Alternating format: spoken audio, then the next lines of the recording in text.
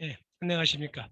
다음 시간에, 지난번 시간에 이어서 이번 시간에는 개인 아카이브 만들기 평가 부분에 대해서 말씀드리겠습니다. 자, 기록을 평가한다는 것은 보존 가치가 있는가 없는가를 평가한다는 것이었죠. 다시 말해서 이것은 이 기록이 우리가 수집해서 보존할 중요한 기록인지 아닌지 평가한다는 겁니다. 자, 지난번 시간에 말씀드렸듯이 너무 많은 기록이 있어서 그 많은 기록을 다 보존할 필요가 없기 때문에 평가하기도 하고, 또 많은 기록을 수집하거나 보존하는데 또 그만큼 많은 비용이 들기 때문에 비용을 고려해서 우리가 평가를 할 필요가 있다. 그런 말씀을 드렸습니다. 그리고 그런 평가를 할 수 있는 기준에 대해서 몇 말씀 드렸는데, 보존 가치가 있는 그런 그 기록은 예를 들어서 어떤 나의 생애나 활동을 이렇게 증명해 주거나 증빙해 줄 수 있는 증빙적 가치가 있는 기록도 물론 포함되지만, 그런 내 생애나 활동의 어떤 그 모습이나 그 역사를 이렇게 알려주는 그런 증거적 가치가 있는 기록도 수집한다고 얘기했습니다. 그다음에 내가 가진 기록이고 나에 관한 기록이지만 내가 아닌 다른 제3자가 이용할 수 있는 그런 이용의 가치가 있는 기록인지 아닌지를 평가하는 그런 경우도 있다고 했습니다. 그런 기준도 있습니다. 다시 말해서 이 기록이 정보적 가치가 있는가 없는가 하는 것을 평가한다고 말씀드렸어요. 자, 다시 말씀드려 보면은 모든 기록이 영구 보존할 그런 그 보존 기록, 아카이브는 아닙니다. 그렇기 때문에 우리가 평가를 하다 보면 역으로 이렇게 그 보존 기록을 선별하는 작업이기도 하지만 폐기할 기록을 선별하는 작업이 되기도 해요. 그러니까 결국은 이제 기록을 폐기하는 게 더 많아지는 거죠. 그 연구 기록 보존 기간의 연구 기록의 비율은 보통 3%에서 5%에 지나지 않습니다. 그만큼 이제 보존 비용이 많이 들기 때문에 그렇기도 하고, 그 보존 가치가 있는 기록을 그 평가하는 그 기준들이 엄밀해졌기 때문에 그럴 수도 있습니다.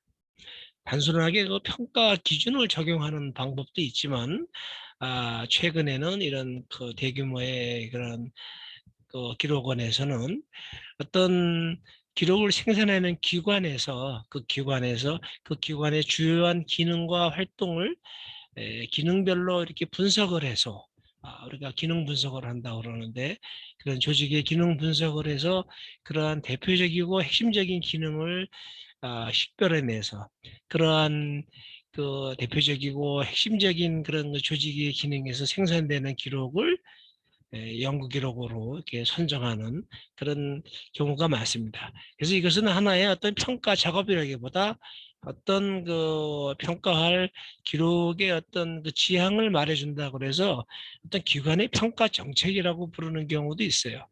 그러니까 평가를 수행하는 구체적인 그 방법론을 기관마다 혹은 그 기록을 생산하는 그 조직마다 그것을 수립하고 적용시키는 경우가 많습니다. 아마 우리가 여기서 검토해 볼 것은 기록을 평가할 때 보존 가치가 있는 기록을 선별하지만 또 그렇지 않은 기록을 폐기한다고 그럴 때, 사실은 공공기관이나 이런 조직에서는 기록을 폐기하려는 그런 유혹을 받기가 쉽습니다. 어떠한 그 사실을 은폐하려는 목적으로 기록을 평가하고 폐기하죠. 이것은 잘못된 겁니다.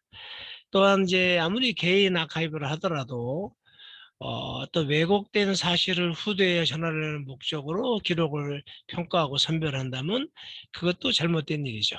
뭐 사실을 은폐하려고 하는 목적이나 뭐 다를 바 없다고 하겠습니다. 그런데 이제 이것은 개인 기록이기 때문에 개인의 프라이버시가 있을 수가 있어요, 기록 중에. 그런 프라이버시는 자기만이 간직한 거일 수도 있고, 또 프라이버시의 그 내용 중에 자기가 아닌 다른 개인의 프라이버시가 들어있는 경우가 많습니다. 뭐 우스운 일이지만 결혼할 때 결혼 전에 뭐 연애 편지나 뭐 사진 같은 건 다 없애고 결혼을 하는 게 보통 정상적이라 그러죠. 뭐 안 그런 분도 있지만, 이렇게 그 개인의 그 프라이버시에 관한 기록을 삭제하는 거는 용납될 수가 있습니다. 왜냐하면 자기 자신의 프라이버시도 보호하고 타인의 프라이버시도 보호할 그 책무가 있기 때문에 그런 거죠. 근데 더 나아가서 자기가 알고 싶지 않은 그런 사실에 관한 자기가 남이 알면 안 되는 그런 것을 원하는 그런 사실이나 현상에 대한 자신의 기록이 있을 수가 있는데 그게 이제 자기의 뭐 부끄러운 그 과거라고 할 수도 있고 자기의 나쁜 과거라고 할 수가 있는데 그러한 기록을 개인이 스스로 원해서 내 개인 기록이니까 폐기하려고 한다 할 때 이게 아카이브의 목적상으로는 용납이 안 될 수 있지만 개인 아카이브라는 특성에서 본다면은 또 용인될 수가 있을 거라고 봅니다. 프라이버시의 보호를 위해서는 반드시 그런 기록들이 수집되거나 보존돼도 이용이 제한되어야 되고 또 이용이 제한되는 걸 장기적으로 보장할 수 없을 때는 폐기하는 게 낫습니다.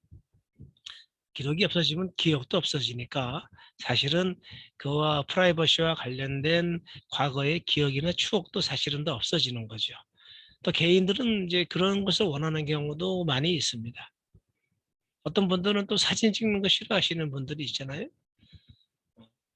아, 그런데 이제 그걸 넘어서서 이렇게 개인이 실제적으로 행했던 그런 잘못된 일들이 있을 수가 있습니다. 그래서 뭐 학교 다닐 때라면은 뭐 사과문을 썼다거나 반성문을 썼다거나 혹은 사회에 나가서 무슨 어디 뭐 단체에 반성문을 썼다거나 어디 법원에 반성문을 제출했다거나 하는 그런 기록들이 남아 있을 수가 있고 또 어떤 법원에는 그런 기록이 남아 있지만 자기 개인 기록 중에 어떤 판결 기록들이 어떤 불미스러운 범죄에 대한 판결 기록들이 남아 있을 수가 있는데 그 개인이 자기 개인 아카이브에서 그것을 삭제하는 것은 개인의 어떤 그 심리적 이제 뭐 측면을 고려한다면은 그것도 있을 수 있는 일이고 또 용납될 수 있는 일이라고 저는 개인적으로 생각합니다. 왜냐?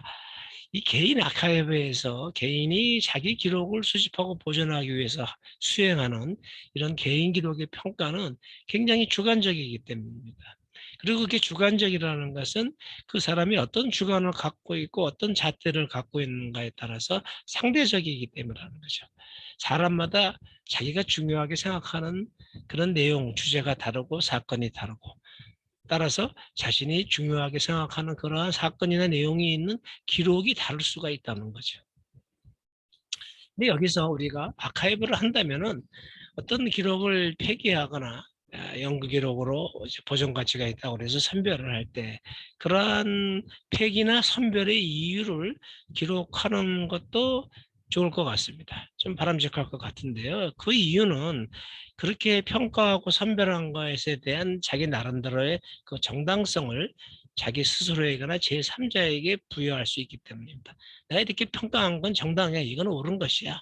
나는 이게 옳다고 생각해. 이러한 평가 선별의 정당성을 설명하는 것 자체가 그 사람의 평가의 기준이나 주관을 말해주기 때문에 제3자가 기록을 이용할 때 굉장히 유용할 수가 있습니다. 그다음에 이제 비록 자기 기록이다 하더라도 장기간에 걸쳐서 개인 아카이브를 구축하는 경우가 있는데 그런 평가하거나 선별하는 기준이 들쭉날쭉 안 하고 일관적으로 이렇게 일관성을 유지할 수가 있다. 그래서 좀 이렇게 유사한 그런 중요성을 가진 그런 기록들이 모아질 수가 있다. 다시 말해서 이런 과정을 거치게 되면은 이렇게 수집해서 보존하는 보존 기록의 그런 기록의 품질이라고 그럴까요? 기록이 굉장히 내용이 좋아지는 거죠. 이제 그런 것을 추구할 때 이렇게 평가 선별하는 그런 이유를 적절하게 설명을 해서 그런 평가 보고서 같은 것을 작성하는 게 저는 좋다고 생각합니다.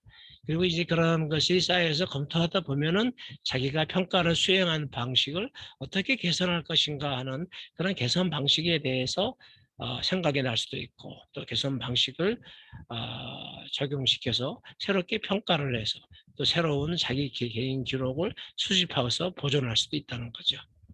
그다음에 이제 평가 보고서가 있게 되면은 그런 평가를 수행한 시점 이후에 나 개인이 다시 평가를 하거나 제3자가 이런 기록을 볼 때, 이용할 때 그 참고하기에 좋은 정보가 될 수가 있다. 왜냐하면 그 평가 보고서에는 이 기록을 왜 선별했는가에 대한 이유가 들어가다 보면 그 기록의 맥락에 대한 설명이 들어가기가 쉽거든요. 기록의 배경이 되는 사건이나 어떤 그 주제의 중요성에 대한 설명이 이렇게 한두 마디라도 들어가기가 쉬우니까 제3자가 그 기록을 이용할 때 상당히 참고하기가 좋고, 어떻게 보면은 그 맥락 정보를 제공해 줄 수 있다고 볼 수 있습니다. 자, 결론적으로 말씀드리면 개인 아카이브는 그 개인의 주관적 판단이 우선이기 때문에 그 주관적 판단에 따라서 선별을 한다.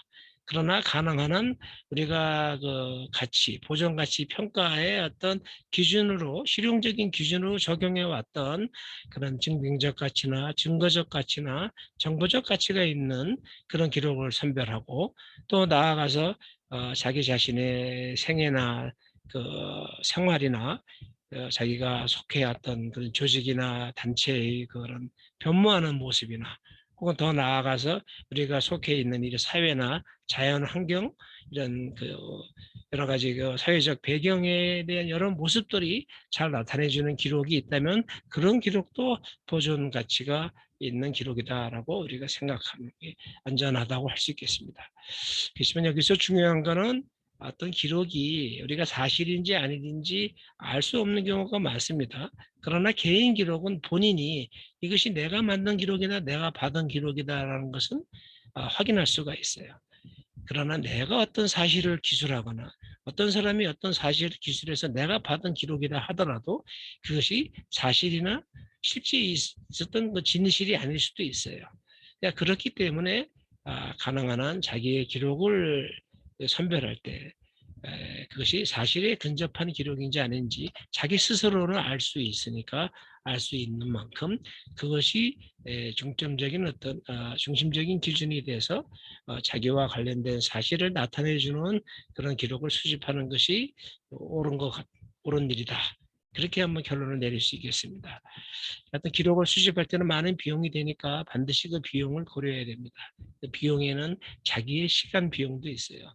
자기의 인생이 얼마 남지 않았는데 이렇게 뭐 수집만 하고 이렇게 뭐 여기저기 찾아다니기만 하는데 시간을 다 보낼 수만도 없는 거죠.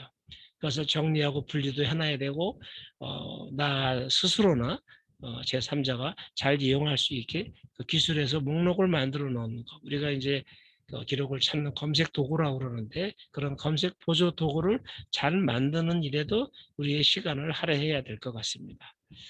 다음 강의에는 3부에는 이것에 이어서 이런 평가 선별의 구체적인 사례에 대해서 한번 말씀을 드려보도록 하겠습니다. 네, 오늘 수고하셨습니다. 감사합니다.